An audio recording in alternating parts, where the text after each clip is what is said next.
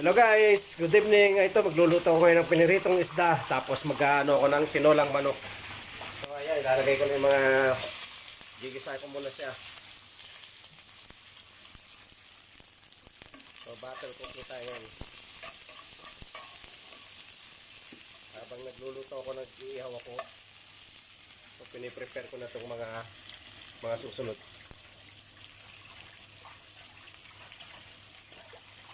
Ayan yung isda guys. Yung nahuli ko to na malaking lapo-lapo. Grouper ba? May pa-English pa ba? Grouper.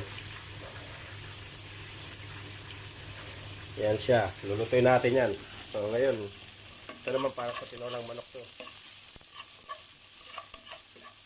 So igigisa natin yan. Igigisa muna natin bago natin lutuin. Ayan yung prito kong isda.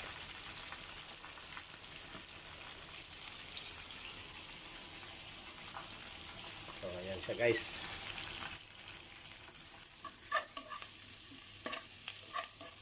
Ayan na, check na yan. Ilalagay na natin yung manok.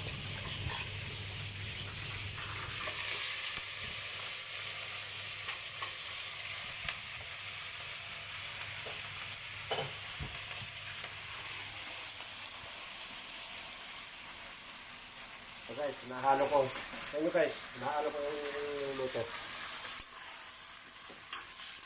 Sasangkot siya pa lang siya guys. Igisa, kung magaling sabi. So lalagyan natin ng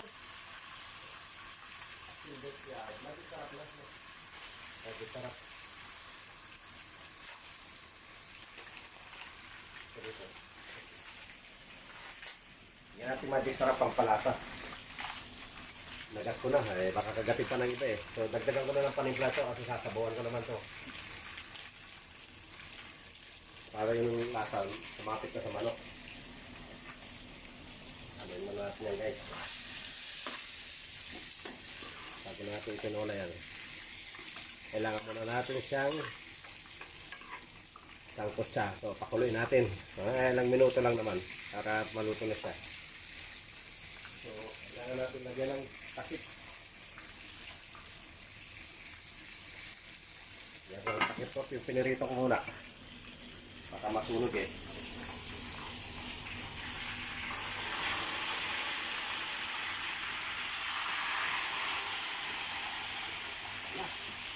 Wala yung giant. Giant yung isa. Pangalipit.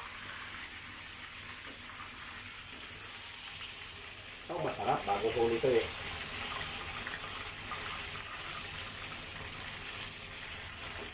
Yan sila masarap. Okay guys.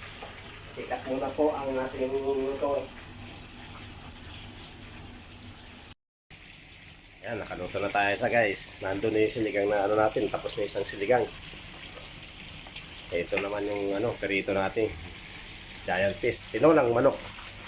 O, lalagyan natin ng malunggay. Ayan yung malunggay. Para pampasarap sa tinolang manok. Chicken cubes, hindi mawawala yan.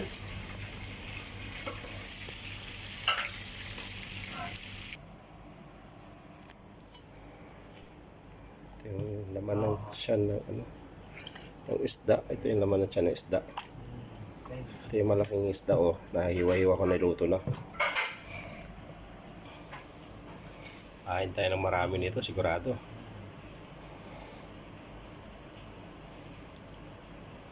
Ayan, nilagay na po ang malunggay.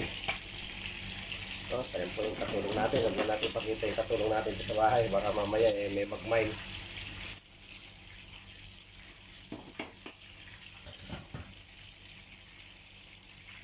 Po ang luto ni ate. Si Sandra wala. Si si Beverly. Yan naman niluto ni Beverly. Ginataang alimasag. Higop ka rito boy.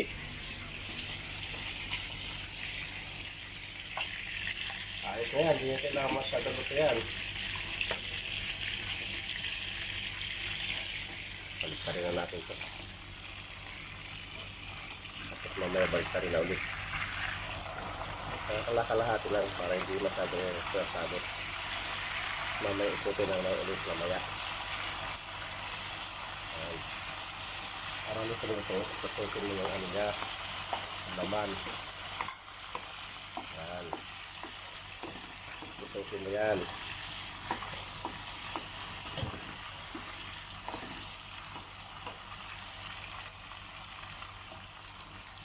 Tapos, isa mo ng mantika sa ibabaw para maluto, pumasok ko sa butas.